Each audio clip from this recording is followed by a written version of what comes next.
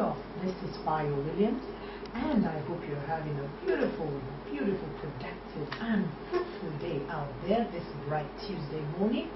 I have with me a guest, like I mentioned. He's a child and public health physician, a columnist with the Leading Daily, a writer, and probably an author to be.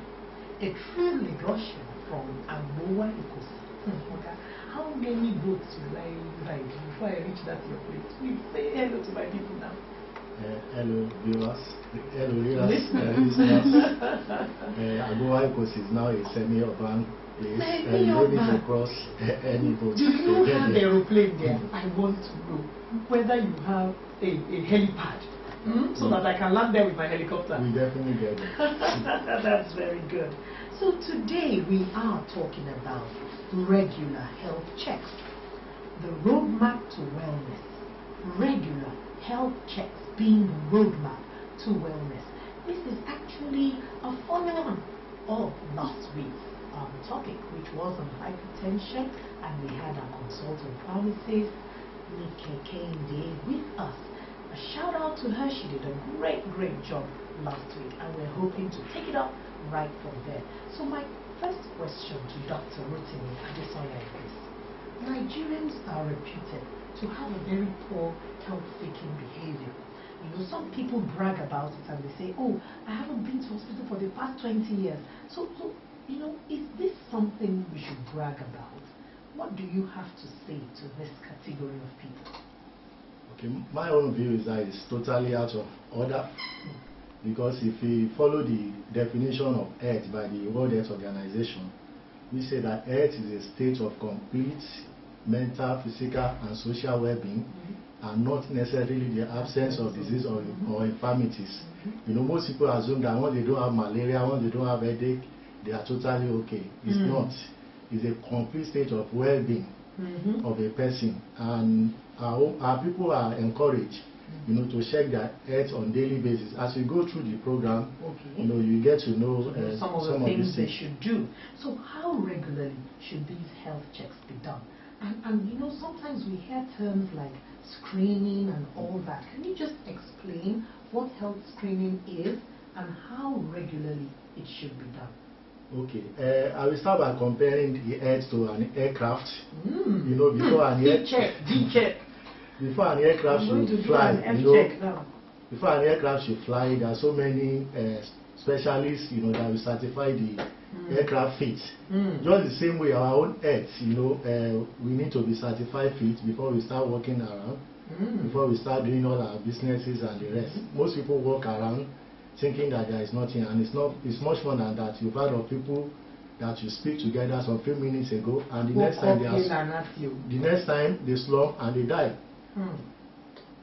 So what is health screening all about? Okay, health screening is basically you are checking or certifying the person fit, you know, for normal daily activities. And the health screening, you know, it involves you going to the hospital. You cannot do it alone at home.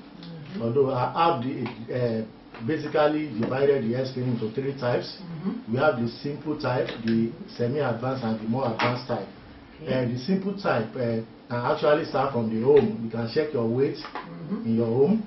You can check your height in your home. That's what you call body mass index.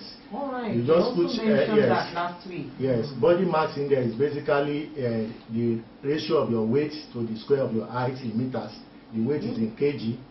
And it actually mentions the way people burn the fat in their body. So if you have the basal body mass index, we have range. If it's less than 18, it's said to be the person is said to be underweight. Like this, what we see in Western world. Although our own people too are trying to get to that stage now, because people believe that for you to win a beauty contest, you have to be very slim. You know, but there's a danger there. Is big money now. Yes. Everybody wants to be like Fashion. Yes, there's a danger there. We actually medically we call it undernutrition. It's not too good for the body. The immunity will be reduced and the rest. Then we have normal. Those whose rate fall between 18 and 24.9 are said to be normal. Those ones are okay. There's really no problem. But those between 25 and 30, they are near obesity. From 30 to 34, they are said to be obese. And from 35 to 40, they are said to be grossly or morbidly obese. For the last classification, the obesity and moderate obese, they are prone to so many problems. We have what you call coronary heart diseases, that's like stroke. They are prone to hypertension, which was dealt with extensively last week. They are prone to having diabetes. They are prone to having so many disorders, that will affect their daily life. So what you're saying is that this sign of good living, this honorable, 1,000, 10,500 kind of, gentle increase in girth and all, is actually, deleterious or rather damaging to our health. Is that what we're talking about here? Yeah, it's actually damaging to our health because, like I've just said, the risk approach the person to so many diseases. Great. So I hope our people, you are listening. Too much fat is not good for you. So what can people in this category start, doing immediately to probably reduce the risk of these terrible, these diseases that you're talking about? People in this category are encouraged to do exercise on a regular basis. They are encouraged to take their rest after walking. They are encouraged to take a lot of water, plenty of water, because water does not really have any sugar intake or fat inside. So they are encouraged to carry their water along with them and take plenty of water and reduce the sugar intake. Water is actually different from soft drink and the rest. So plain water should be taken on a regular basis. And the type of food they eat, they should eat food, that we call healthy foods. Like those with good fibers? Yes, with good fibers, less fats. So fruits, vegetables. Those are food that we help them. Okay. Now, can you please run through some of the other checks that should be done, particularly some of the ones you call the advanced check? Okay. I don't think we have really exhausted the basic check. Okay, the basic test, let me briefly, we have what you call urinalysis. That means your urine is being tested. The test takes less than 5 minutes.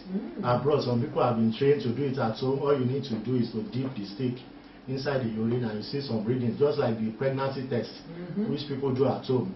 From that urinalysis, you can see if somebody is having kidney problem. You can note whether the person is having liver problem. You can know whether the person is having what you call urinary tract infection, whether the person is having what you call diabetes, because the sugar is plenty in the urine. And to take it further, there's what you call blood sugar test, which we encourage every Nigerian to do. How frequently again? Yes, for blood sugar test, it can be done on 6 monthly basis because the body is prone to change within 6 months.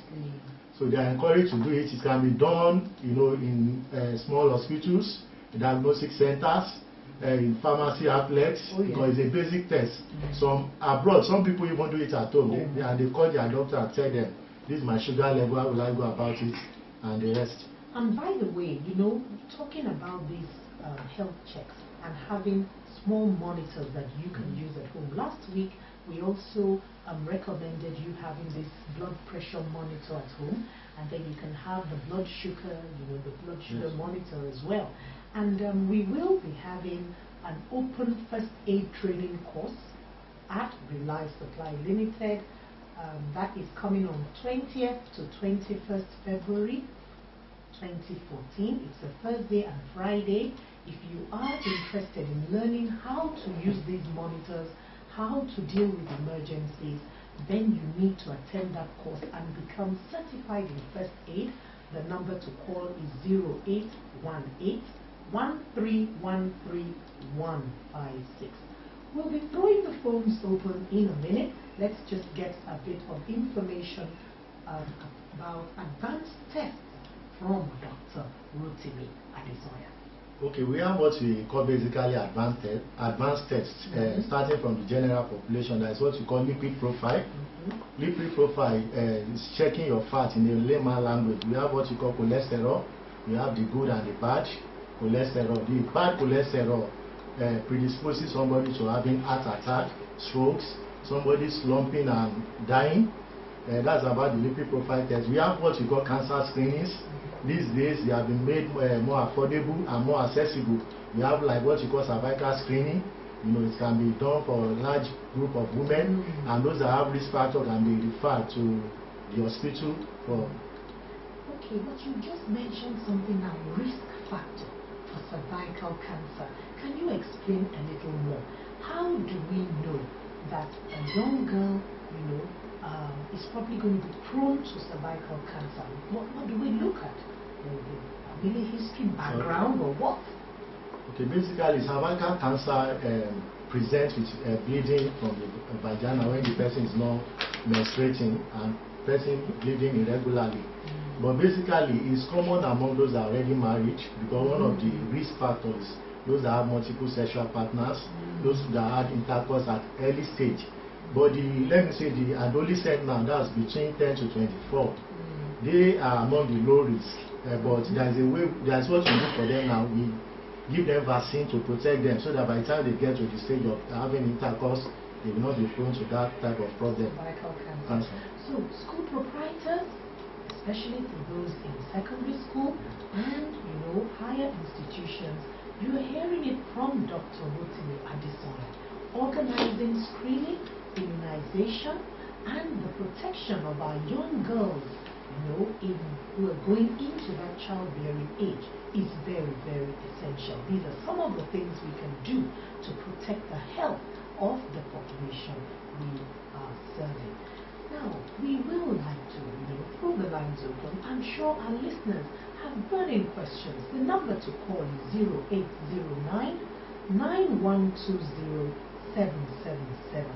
You have on seat Dr. Rotimi Adesoya. We are talking about regular health checks. These are the roadmap to wellness. If you are going from here to Kafanchan, I'm sure you need a map.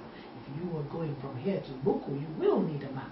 So get from age 0 to age 50, let's hear what you need to do.